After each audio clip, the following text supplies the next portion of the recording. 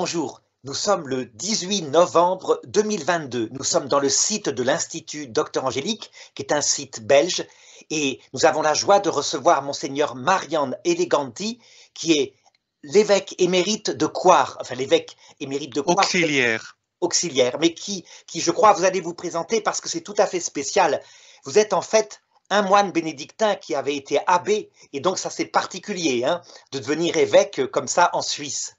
Oui, oui, ça arrive. Il y avait déjà un bénédictin qui était l'évêque ordinaire de la diocèse de Coire.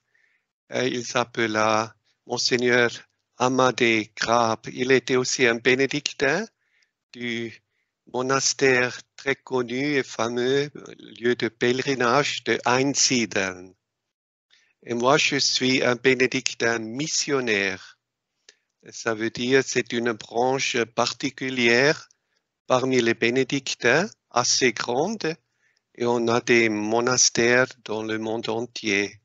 Comme ça, j'étais comme père abbé, j'étais très souvent en voyage, partout dans le monde où on a des stations de mission et des monastères et des œuvres de charité. Ah, voilà, tout à fait. Et alors, donc, vous êtes resté évêque un certain nombre d'années, après avoir été ce père abbé de 1999 à 2009, et puis vous avez manifestement démissionné il y a 3 ans. C'est bien ça? Oui. Alors que vous n'étiez pas en âge. Oui, j'ai été évêque des jeunes pendant 8 ans et ça s'est préparé un peu, un changement d'évêque et ça c'est toujours aussi un peu une question politique, ecclésiale, non? Quelle direction la diocèse va prendre. Et moi, l'évêque actuel, je connais très bien parce qu'on était toujours ensemble dans le conseil de l'évêque pendant 10 ans presque. Alors, et je l'estime, je le connais, je l'aime comme personne, mais il a un peu une autre, politique, et ça veut dire il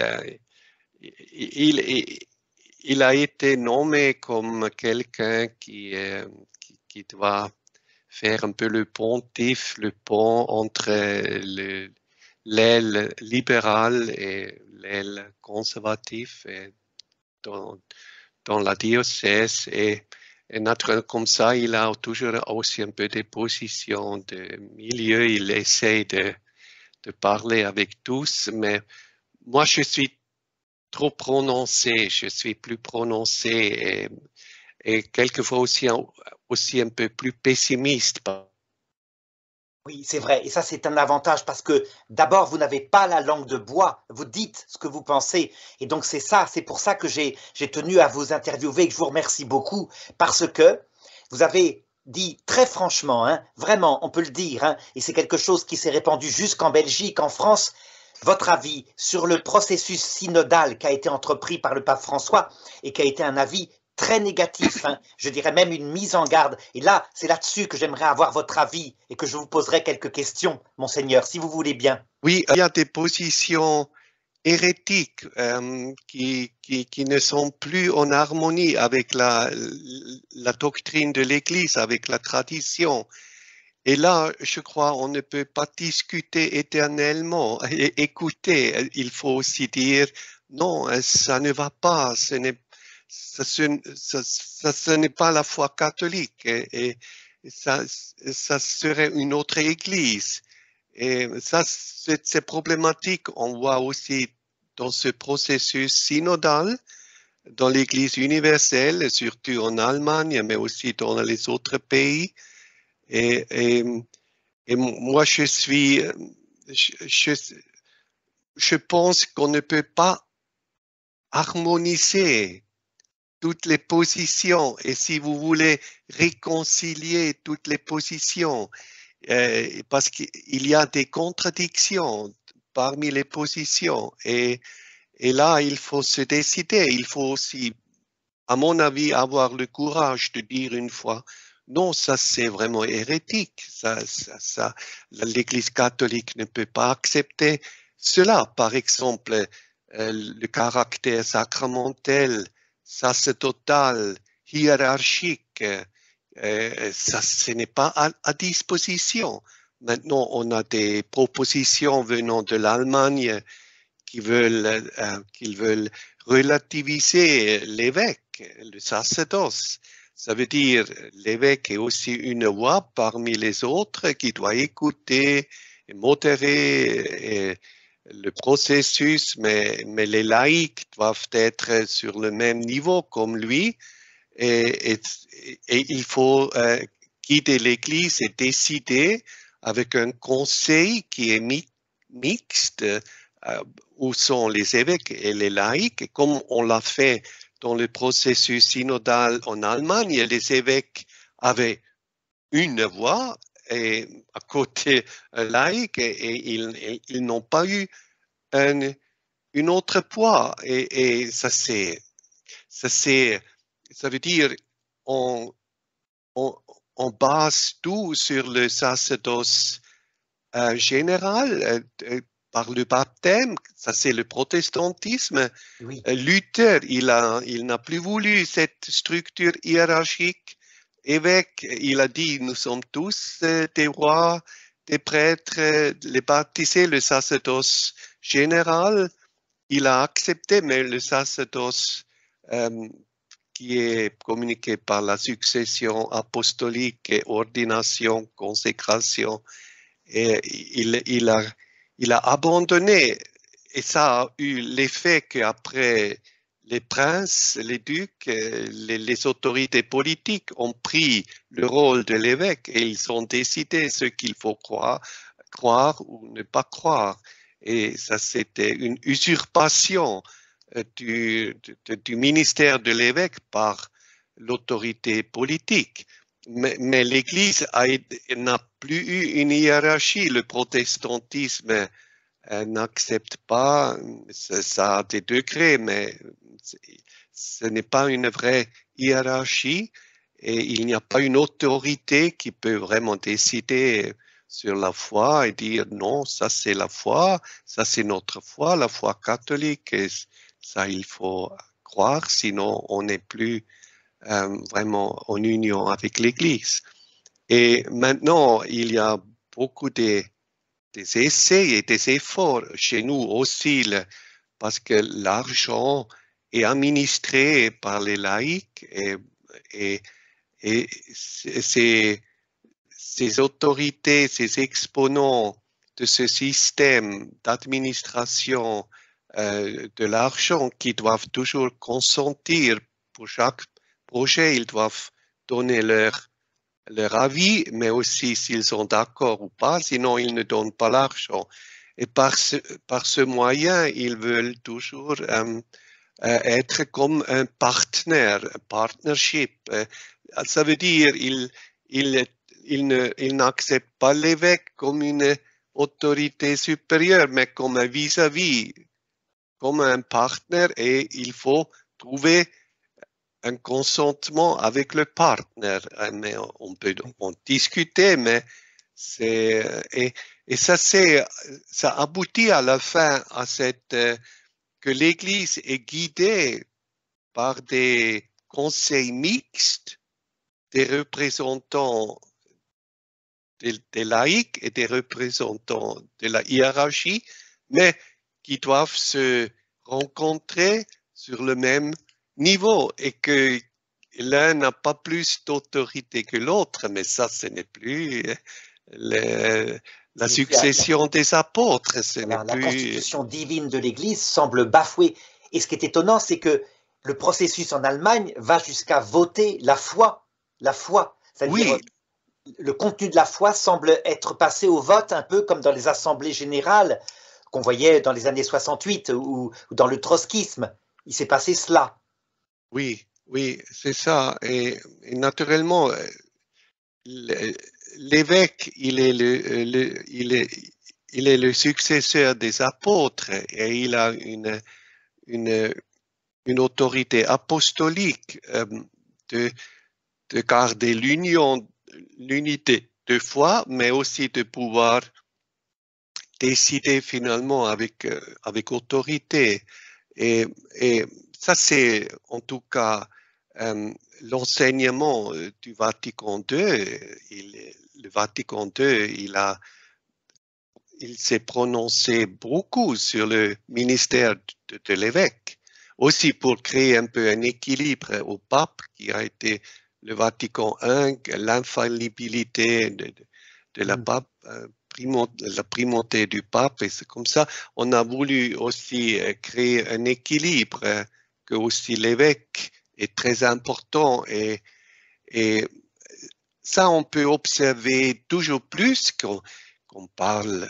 C'était toujours comme ça. Depuis 50 ans, on parle de l'esprit du concile, mais on ne se tient plus au texte. Les textes sont, naturellement, ils ont été un compromis entre les libéraux et les conservatifs qui ont dû se trouver pour après accepter un texte avec une majorité de voix. Et comme ça, quelquefois, on ressent un peu le compromis dans le texte, mais après, naturellement, on commence à interpréter et on a interprété d'une manière très large, très progressiste, où on a interprété plutôt sur la ligne de la tradition conservative et comme ça, on a des interprétations de rupture presque et une interprétation de continuité avec les conciles précédents et avec la tradition. Et Benoît XVI s'est toujours prononcé pour cette herméneutique de continuité, pas de rupture. Mais aussi maintenant, dans ce procès synodal, avec bien des positions, on réclame l'esprit du concile parce qu'on dit le concile aurait voulu aller outre les textes qui étaient possibles à l'époque. Alors maintenant, dans le sens et dans la volonté, dans l'esprit du concile, il faut aller en avant et même laisser en arrière les textes, parce que les textes étaient encore des compromis. Mais le concile a voulu plus et maintenant on réalise dans l'esprit du concile, on réalise les réformes qui n'ont pas été possibles à l'époque. Et ça c'est naturellement, moi je trouve, ça c'est une fausse interprétation et qui sait cet esprit, qui définit cet esprit du concile. Moi, je me tiens au texte. Là, je vois la volonté des pères du concile et il y a beaucoup des choses qui sont dans les textes, malgré tout claires. Par exemple, le concile dit clairement que le sacerdoce consacré, des évêques, des prêtres, se distinguent du sacerdoce des laïcs, des baptisés, non pas graduellement, mais substantiellement. C'est vraiment toute une autre chose. Et cette différence maintenant est de plus en plus abandonnée. Mais c'est dans une contradiction vraiment évidente contre le concile, parce que le concile a vraiment soutenu cette différence et même l'a confirmé et souligné. Et maintenant, même un cardinal comme Hollerich, qui est le chef du synode sur la synodalité, le chef modérateur, ose dire que l'hiérarchie de l'Église, c'est une structure qui est passée. Tout à fait. On a l'impression, d'ailleurs, vous le dites, hein, dans votre texte, vous dites, on dirait des ressucés de toutes les recherches de mai 68 qu'on remet là, ça veut dire les pensées de l'époque, comme si ceux qui avaient 20 ans à cette époque-là, maintenant sont évêques, et qu'ils remettent ce qui était leur marotte à l'époque. Vous dites ça? Oui, parce que moi, je l'ai vécu. Moi, quand pendant le concile, j'étais comment dit-on, un enfant qui sert à la messe et j'ai dû changer. D'abord, j'ai encore connu le latin, le rite de la messe traditionnelle, après la nouvelle messe, la nouvelle liturgie, et comme servant de messe, comme garde, on a dû apprendre. À l'époque, je n'ai pas compris ce qui se réalise, mais j'ai vu la transformation de la liturgie, de l'Église, aussi de l'architecture, et ça m'a pas encore inquiété au commencement, mais avec plus d'années, ça m'a posé des doutes et des questions. Et alors, après, dans les années 70, j'étais étudiant, après j'étais novice bénédictin, et j'ai vu qu'il y a deux modèles d'église, de compréhension. Le modèle sacramentel qui est hiérarchique. Ce que le Concile dit clairement, in Lumen Gentium, est que l'Église, le peuple de Dieu, est structuré hiérarchiquement. C'est parce que c'est guidé par le pape et l'évêque en union avec le pape. Et c'est une hiérarchie. C'est comme ça qu'il a institué l'Église. C'est comme ça qu'il l'a institué. Oui. Voilà. Mais maintenant, on comprend l'Église seulement selon des comment dit-on, une sorte de démocratie. Oui, avec des termes, une terminologie purement sociologique et politique. Ça veut dire le ministère est fonctionnel.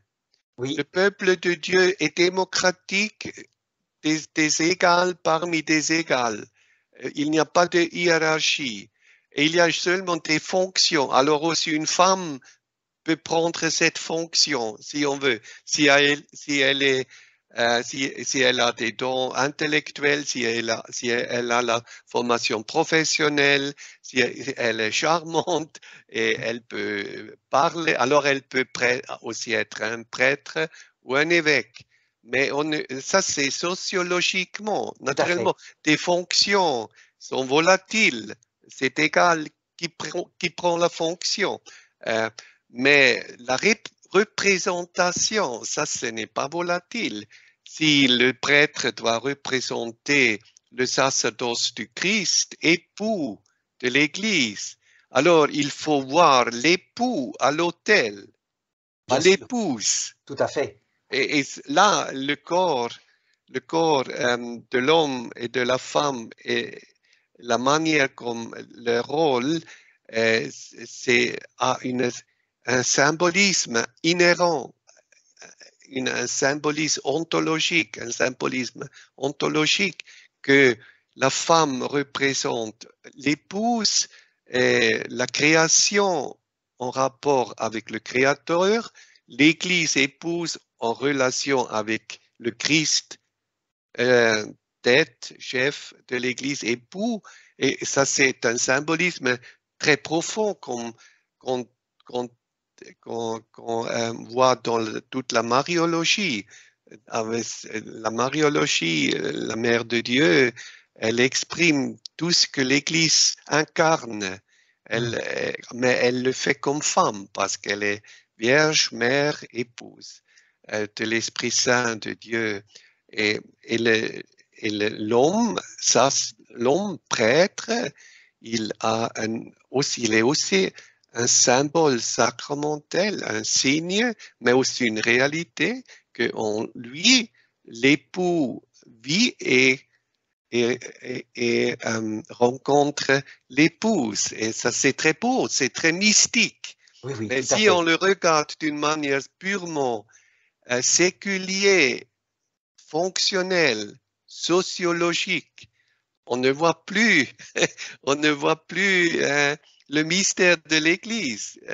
On ne voit plus le sacrement, que l'Église est le sacrement universel et que sacrement veut toujours dire symbole et réalité en même temps, mais la réalité représentée par le symbole est cohérente et c'est en harmonie avec le signe extérieur. Je vois un homme, c'est l'époux. Je vois une femme, c'est l'épouse.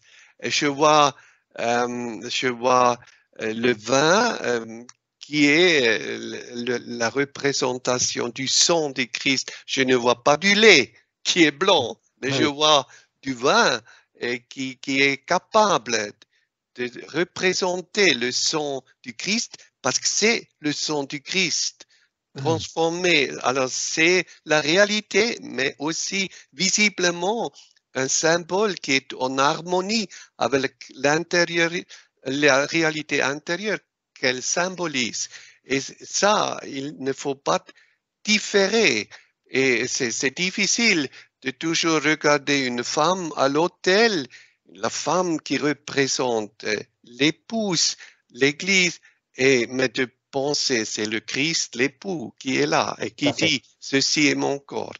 Alors, mais ça c'est vraiment très important si on a un concept purement marxiste, révolutionnaire, politique, sociologique, fonctionnel, on veut toujours tout est volatile et il y a une plasticité de tous les rôles. Moi, je définis le rôle et comme ça, et aussi toujours cette optique marxiste qui dit oui, il y a toujours des supprimés, le supprimé est la femme ou l'homosexuel ou le remarié, divorcé et remarié, ce sont tous des exclus, ce sont tous des supprimés, alors il faut les écouter, il faut les inclure, mais ce n'est pas eux qui puissent nous dire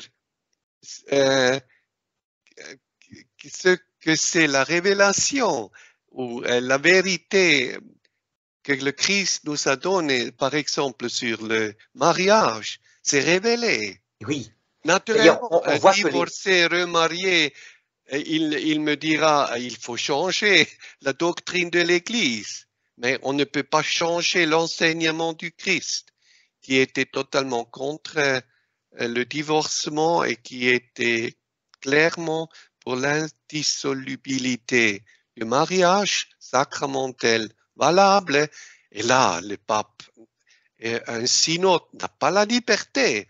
Et on ne peut pas dire que l'Église, pendant 2000 ans, dans la tradition, s'est trompée totalement. Et maintenant, le synode sur le synode nous donne la nouvelle révélation et corrige l'étroitesse de l'Église, des saints, des théologiens, des mystiques, des apôtres précédents. Ça, c'est une illusion, mais aussi c'est aussi orgueilleux de dire nous maintenant nous devons changer comme l'a dit par exemple le cardinal Marx, il faut changer la doctrine sur l'homosexualité ou sur la sexualité dans le domaine de la reproduction et aussi de comment dit-on, contrôle de fertilité et tout cela. Et ça, pour moi, ça devient très vite hérétique, mais aussi ça aboutit dans un schisme parce qu'il n'y a pas de compromis. Bien sûr. On voit d'ailleurs que c'est une affaire aussi qui touche radicalement toute la pensée du monde, puisque c'est pareil avec des hommes enceintes, vous voyez, des choses comme ça, les changements de sexe actuellement. Et on dirait que l'Église, ou plutôt une génération dans l'Église suit bien, la mode actuellement portée par le monde et l'Occident, s'y laisse entraîner. Et ça, c'était toujours le cas.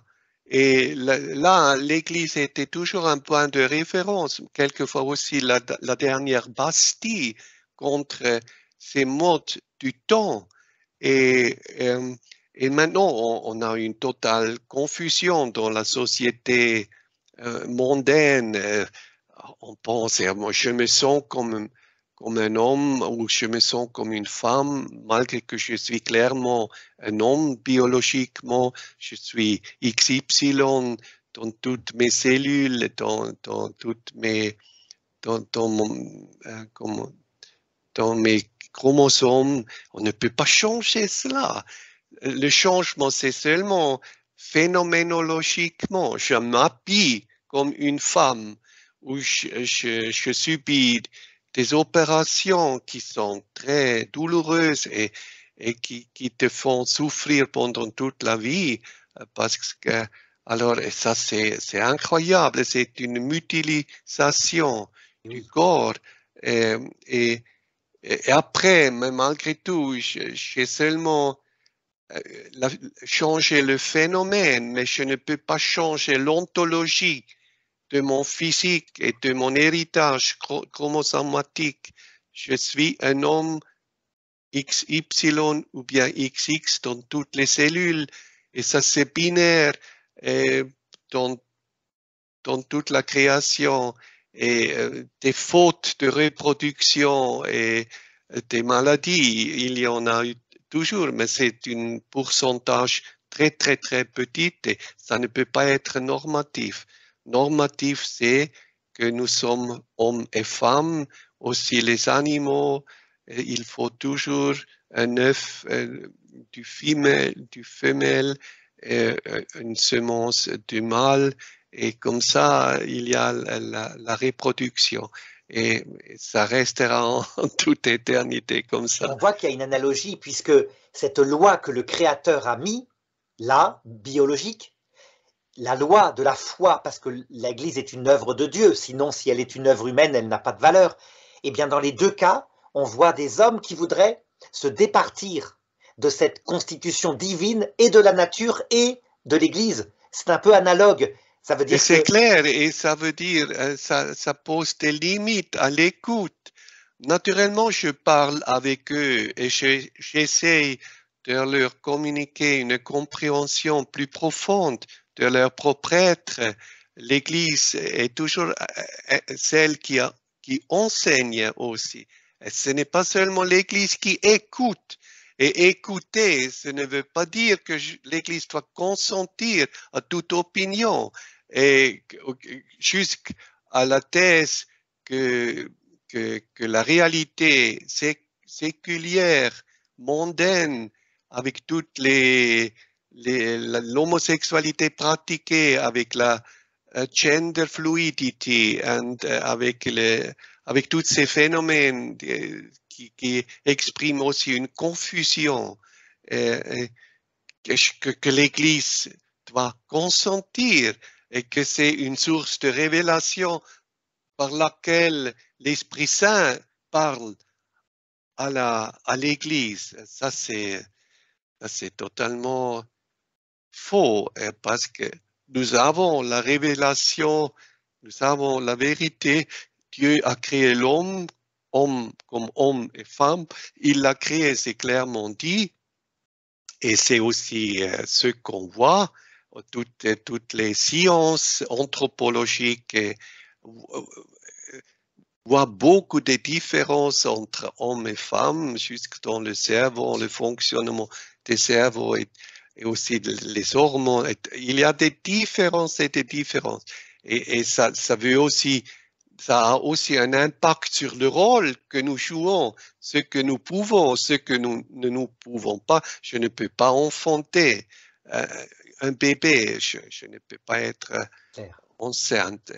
Et te dire maintenant, ce sont des hommes qui nourrit un bébé avec leur poitrine, ou ce sont des hommes qui enfantent, ou ça c'est drôle, ça c'est une confusion d'esprit. Si on n'a plus et ça commence toujours par le langage. Toutes les idéologies essayent une espèce de brainwashing, de nous laver le cerveau en changeant les les expressions en changeant les mots, les paroles. Et c'est déjà Pavel Florensky qui dit, si on n'a plus des expressions claires, si on commence par le langage confus et on a aussi des idées qui ne sont plus claires. Et l'idéologie essaye toujours par la langue, par le langage, de nous laver le cerveau. De changer Mais la ce donne. n'est Et pour Cependant, ça, on est intolérant et on n'accepte plus que tout le monde puisse se prononcer comme il veut. On n'accepte qu'une seule narrative et ça devient toujours totalitaire. Ça, on peut justement, sur ce observer. point-là, regardez, c'est assez étonnant ce qu'on a constaté en Allemagne dans le processus qu'ils ont créé. Donc, à un moment donné, il a fallu voter sur le mariage homosexuel. Et d'après ce qu'on m'a dit, eh bien, le vote était secret pour les évêques et moins de 2 tiers des évêques avaient voté pour cela. Ce qui fait que les laïcs, qui avaient une voix identique, comme vous l'avez dit tout à l'heure, ont protesté et ont exigé, comme dans les assemblées de mai 68, hein, que le vote des évêques soit public. Et donc à ce moment-là, qu'est-ce qui s'est passé? Eh bien, certains évêques ont lâché et ont voté autrement que selon leur conscience dans le vote secret. Et donc la chose est passée. Ce qui veut dire que manifestement, on est devant un processus qui ressemble tout à fait à ce qu'on voyait dans les années qui ont été celles de mai 68, si vous voulez. Et Oui, comment vous non, expliquez que les évêques ne tiennent pas, qu'ils ne tiennent pas par rapport à cela? oui, on a vu très clairement dans le processus de vote qu'ils ne se tiennent pas au propre ordre établi. Dès que le résultat n'est pas le résultat désiré, on ne l'accepte. Ah, vous avez votre micro qui s'est arrêté. Un moment, Ah voilà, ça y est, il y a recommencez. toujours ces dérangements. C'est bon, je vous Oui, entends. Continuez, oui. allez-y. Et ça, on a aussi vu dans les synodes précédentes à Rome, le synode de la famille, le synode sur l'Amazonie, il y a quelquefois des textes qui n'ont pas obtenu une majorité. Alors, on aurait dû quitter les textes parce qu'ils n'ont Oui, pas obtenu une majorité, mais on continue. Même le pape l'a remis de nouveau dans le deuxième synode sur la famille, malgré que ce texte n'avait pas une majorité. Et là, on voit aussi l'hypocrisie, parce qu'il y a des résultats préétablis qu'on veut obtenir et on veut se servir de ce process, soi-disant d'écoute, mais ce n'est pas une vraie écoute parce qu'on ne permet pas toutes les opinions, surtout pas des opinions traditionnelles ou conservatives, on ne les accepte pas, on démonise ces gens qui les prononcent et après, malgré tout, si on n'a pas une majorité, on continue, comme Betzing a dit, mais malgré ce vote, que le texte n'a pas trouvé, selon la loi, la majorité et l'acceptation nécessaire.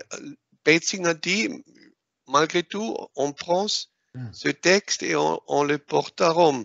Alors, ça c'est l'hypocrisie de toujours dire on est à l'écoute, mais on n'écoute que un seul narratif. Et oui. sinon, on devient très intolérant et très méchant aussi comment dit-on, de démoniser des personnes avec des étiquettes. Oui, et les persécuter, les marginaliser, Oui, etc. et ça, on peut observer dans la société, dans la politique, dans les internets, les médias sociaux, non, Twitter, Facebook, on voit ce phénomène d'intolérance et de ne plus argumenter, mais seulement donner des étiquettes. Tu es un nazi ou tu es un fondamentaliste, ou tu es toujours des choses. Et, mais aussi dans l'Église, on peut observer cette tendance que moi, je l'ai observé toujours depuis que je suis jeune, aussi au séminaire, dans ma jeunesse. On parle toujours de la pluralité dont il se traite de porter en avant la propre thèse, la propre position, mais dès qu'on rencontre vraiment l'autre pensée qui me contredit, et là, on est exclusif, intolérant et on est très totalitaire. Et on se croit même moralement dans le droit d'être totalitaire et de supprimer cette autre position qu'on définit comme quelque chose d'amoral ou je ne sais pas quoi. Tout à fait.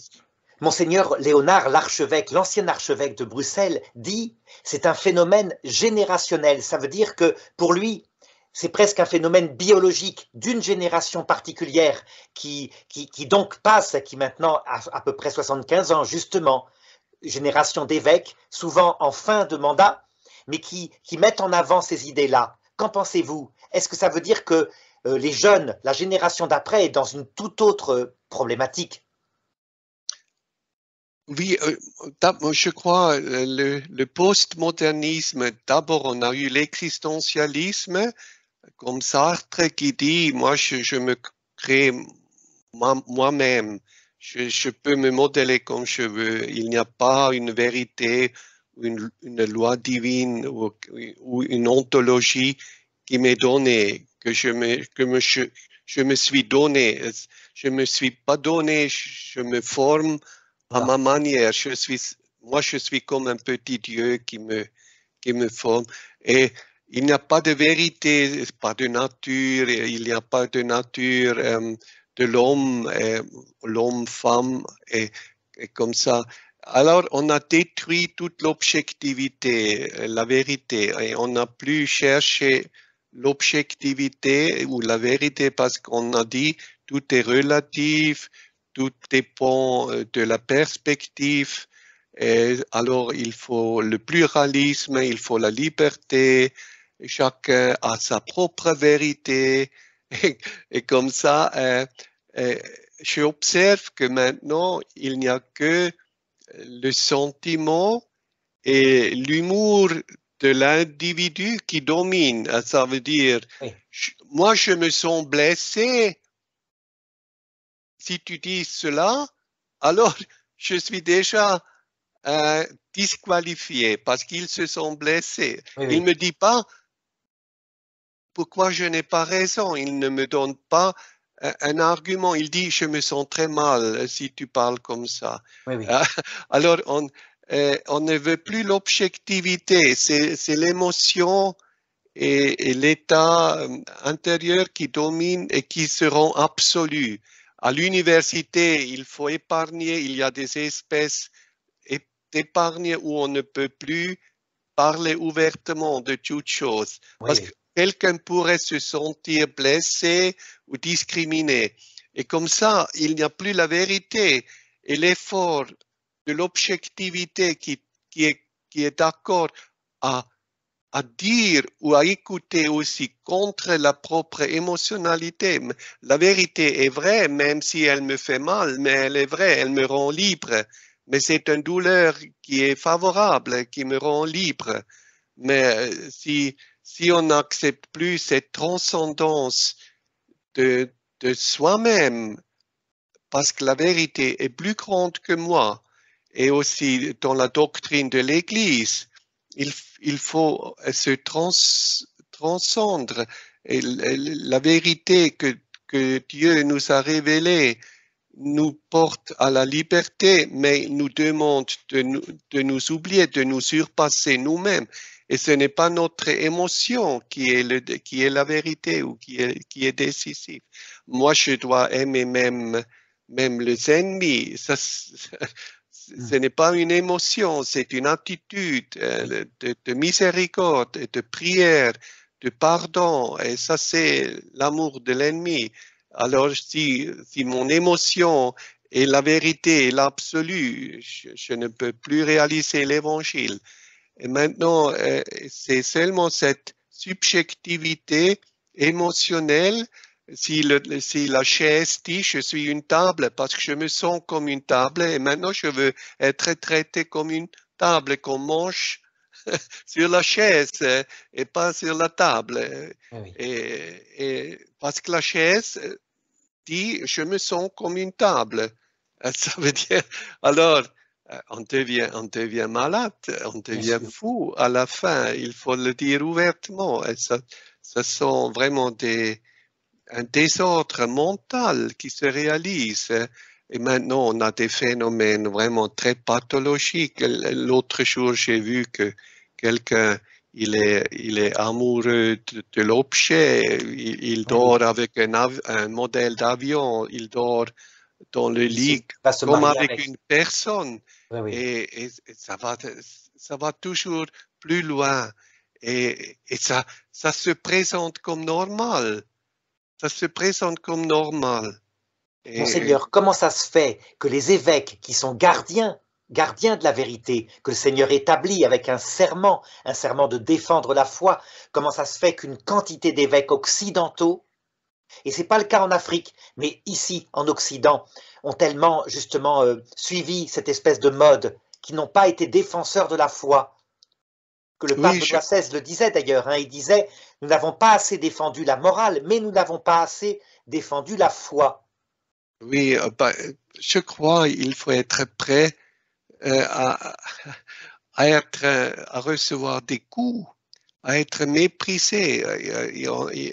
Parce que si on dit la vérité, si on combat pour la vérité, ce n'est plus commode. Il y a un certain désir d'être accepté par le peuple de Dieu, mais aussi par la société. Par exemple, parce que la société donne encore beaucoup d'argent pour les œuvres de l'Église et comme ça, il faut une certaine acceptance dans la société comme Église, comme institution. Et comme ça, beaucoup des évêques sont devenus des politiques très raffinés. Et ils se comportent et ils parlent aussi d'une manière politique, diplomatique. Ils disent quelque chose et ils ne disent rien. Par exemple, c'est très simple. Si quelqu'un me dit quelle est mon opinion sur le sacerdoce de la femme, moi je dis ouvertement, écoutez, vous attendez Godot, ça ne viendra jamais, parce que cette question est vraiment clarifiée et aussi Jean-Paul II s'est prononcé d'une manière infaillible sur ce sujet que l'Église n'a pas l'autorité de changer cela, que le Christ a institutionnalisé. Et comme ça, c'est clair, moi je dis ouvertement, ça ne viendra jamais. Et là, il n'y a pas d'ouverture, plus de discernement. Il faut l'expliquer, mais la question n'est pas ouverte. Alors, si je parle comme ça, je suis tout de suite démonisé et comme une personne impossible, un évêque impossible. Et ça, c'est pas commode. Mais si je dis, par exemple, oh, écoutez, cette question, on ne peut pas décider chez nous, ça doit se décider sur le plan universel de l'Église. Moi, je travaille très bien avec des femmes, j'ai mis des femmes dans des positions d'administration très importantes dans l'ordinariat de mon diocèse. Moi, je pourrais m'imaginer qu'il y aura aussi le sacerdoce pour la femme, mais ce n'est pas en nous localement de pouvoir le décider. Si je parle comme ça, même si je sais que ça ne va jamais arriver, j'ai parlé d'une autre manière. Et là, je suis un évêque aimable, ouvert sur le niveau du temps et un évêque qu'on peut accepter. Mais c'est seulement le wording aussi, la sophistique qui fait déjà une différence. Et je observe que beaucoup des évêques ont un art sophistique de s'exprimer que ça plaît à l'oreille. Ce n'est pas totalement faux, mais ce n'est pas non plus très prophétique. Tout à fait. C'est politique. Et comme ça, ils sont acceptés ou aimés ou considérés des personnes ouvertes sur le niveau du temps et de la société. Et l'autre est totalement un obscurci, un têtu, quelqu'un qu'il faut vraiment presque qui a besoin d'une thérapie ou je ne sais pas. Oui.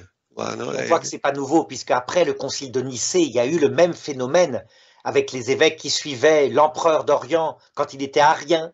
Oui. À un moment donné, il n'y avait que saint Athanas qui tenait. C'est étonnant. Oui, c'est ça.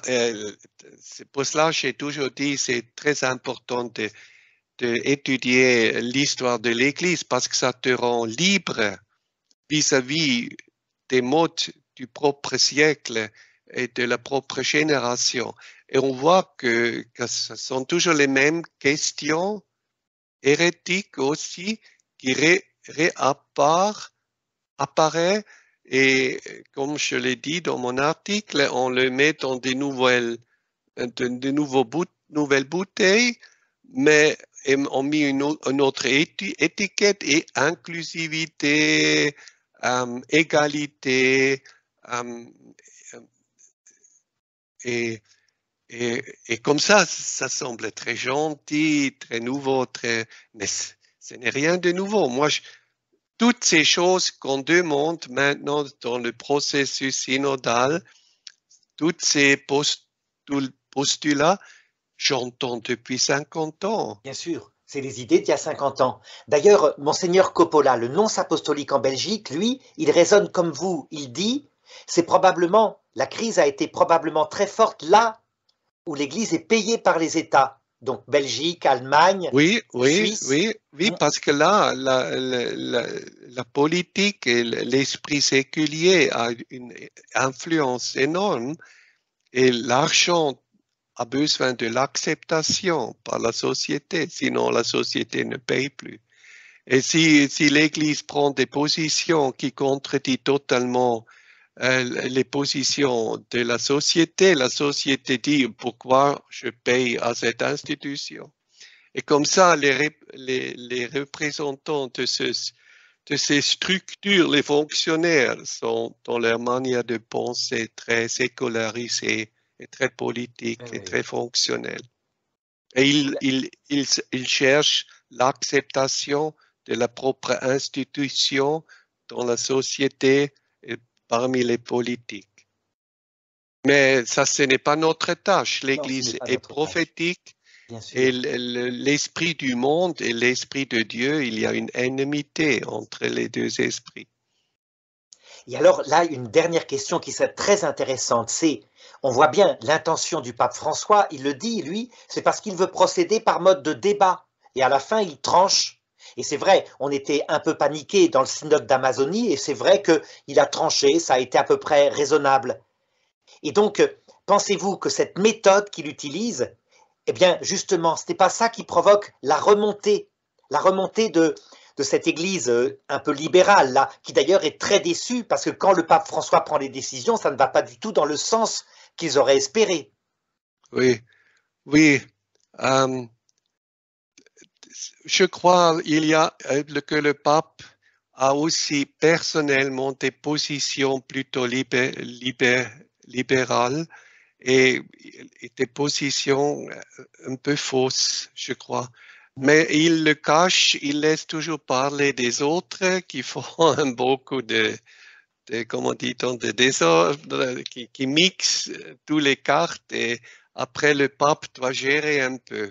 Mais on voit qu'il ouvre toujours une boîte et les esprits s'échappent et il ne réussit plus à remettre les esprits dans la boîte, parce que ça déclenche aussi les esprits qui contredisent l'esprit des saints, et ça c'est naïf, c'est naïf. Oui. Pour moi, c'est voulu, alors c'est révolutionnaire. C'est seulement Dieu qui peut être le juge, ou bien c'est très naïf de penser qu'on puisse faire un processus de discernement avec une Église universelle. Parce que c'est clair qu'après, qui participe, ce n'est presque pas 1% qui participe. Oui, Qui se prononce et qui se combat, ça, ce n'est pas le peuple de Dieu simple, croyante, qui va à l'église, mais ce sont des fonctionnaires, des pressure groups, ce sont des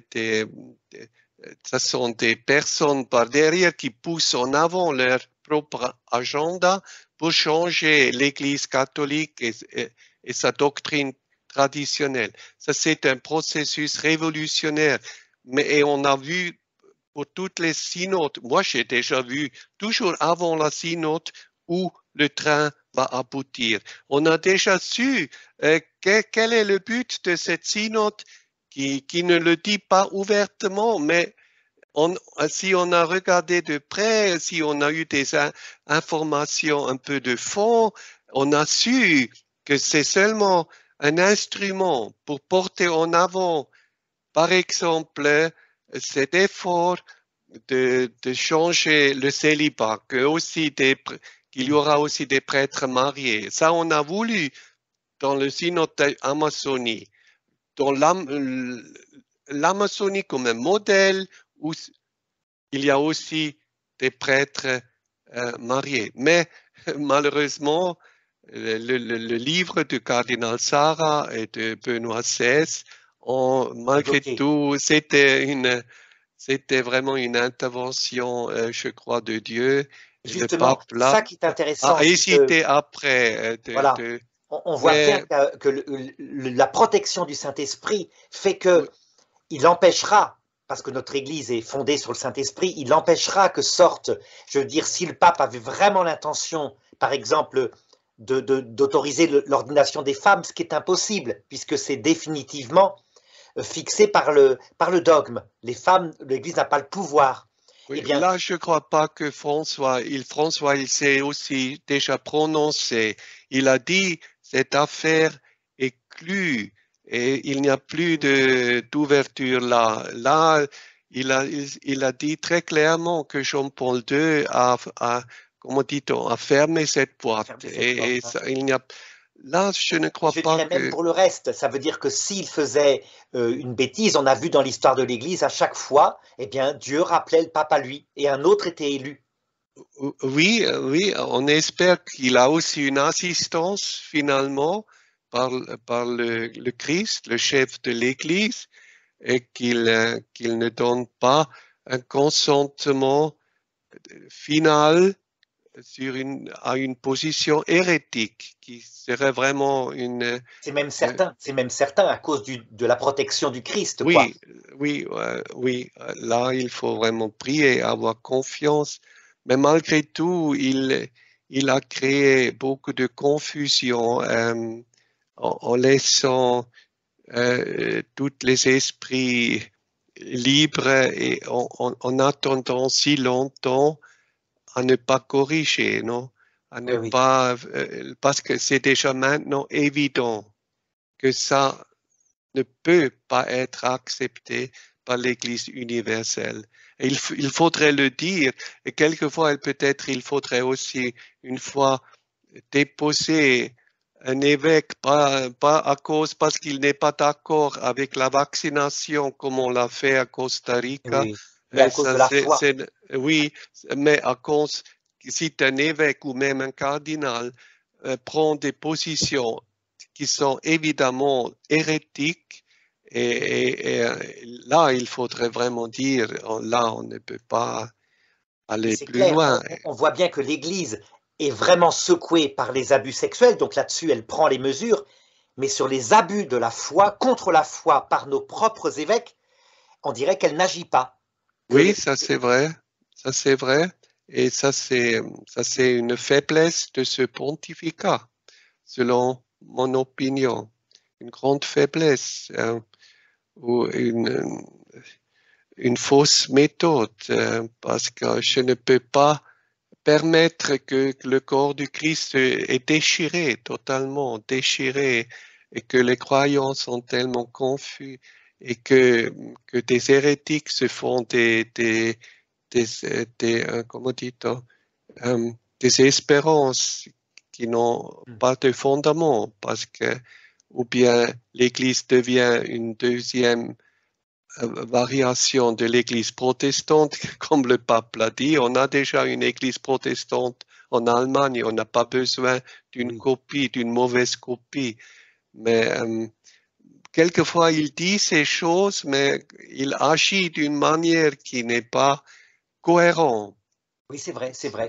À moins que ce soit parce qu'il agit de la manière dont je vous ai dit, c'est-à-dire non pas, voilà, non pas pour imposer dès le début l'arrêt de la pensée, laisser la pensée et puis après trancher. C'est possible que ce soit la méthode des jésuites.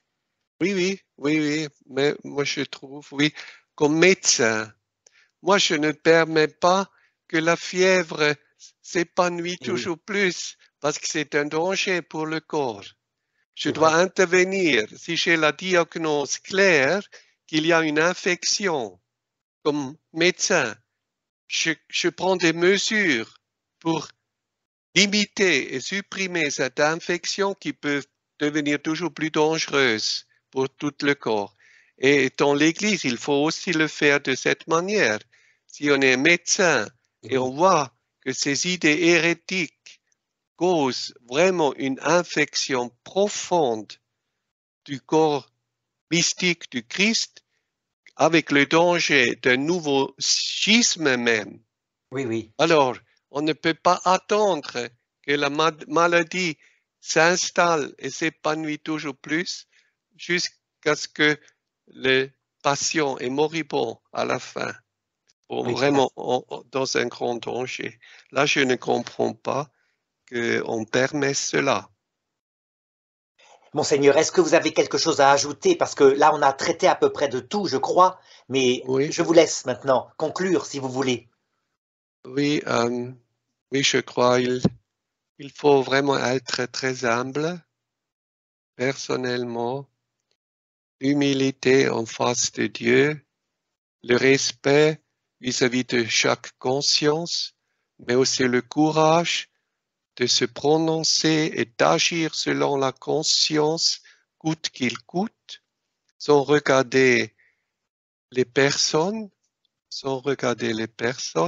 seulement en face de Dieu, et de se laisser inspirer dans la prière et d'abord trouver le repos et le calme, la paix intérieure, mais après agir dans cette paix et ce calme intérieur d'une manière courageuse et prophétique, sans avoir peur du martyre ou des coups.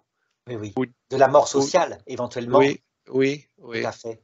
Oui. On a Monseigneur Sarah qui est venu en Belgique et qui nous a parlé comme vous, exactement de la même façon, en disant « Je suis un pauvre prêtre africain et moi, bientôt, le Seigneur me demandera compte de ce que j'aurai fait. » Oui, et c'est seulement, il faut toujours agir en face de Dieu, pas en face des hommes. Parce que quand je meurs, il n'y a plus des hommes à mes côtés. Et le jugement des hommes est irrélevant. Ça ne veut rien dire. S'ils me considèrent comme un grand ou un petit, c'est égal. C'est Dieu qui doit me reconnaître. Et le Christ, alors, il faut seulement regarder Jésus et agir dans ce regard vers le Christ selon la propre conscience, sans avoir peur de nulle chose, de nulle personne. Et naturellement, la carrière ici dans ce monde est tellement passagère, c'est inutile, ce n'est pas important. Le rôle qu'on joue ici-bas, c'est ce qu'on est devenus en face de Dieu qui compte. Et ça donne une grande liberté. Monseigneur, merci. Et je peux vous garantir que la jeune génération, hein, les jeunes qui se lèvent en Europe, eh bien, ils sont en communion avec vous. C'est certain. Oui, ils sont tous ont une inclination vers la prière, l'adoration. Ils aiment la liturgie respectueuse et profonde. Et ils sont plutôt pour des valeurs traditionnelles, pour la famille. Et ils essayent aussi de vivre la théologie du corps. Et alors, cette génération n'est plus de la génération comme le pape. On voit aussi un peu, il est aussi situé dans une génération post-conciliaire mais les nouvelles générations qui voient déjà la confusion dans l'Église, dans les paroisses et dans la société, ils cherchent autre chose. Et ils se tournent plutôt de nouveau vers la tradition. Et en effet, la tradition, ce que tous ont cru partout et dans tous les temps, ça c'est la révélation et la vérité de l'Église. Et il faut se tenir à la tradition. Et comme ça, on est vraiment sur le côté sûr. Et sinon, on se perd dans la volatilité des mots et des opinions séculières. Mais la tradition ne se trompe pas. Merci, Monseigneur. Merci vraiment. Merci pour cette intervention pour les Français. Oui, merci aussi pour l'opportunité de vous parler. Je m'excuse un peu pour mon français. C'était parfait. C'était parfait. Merci.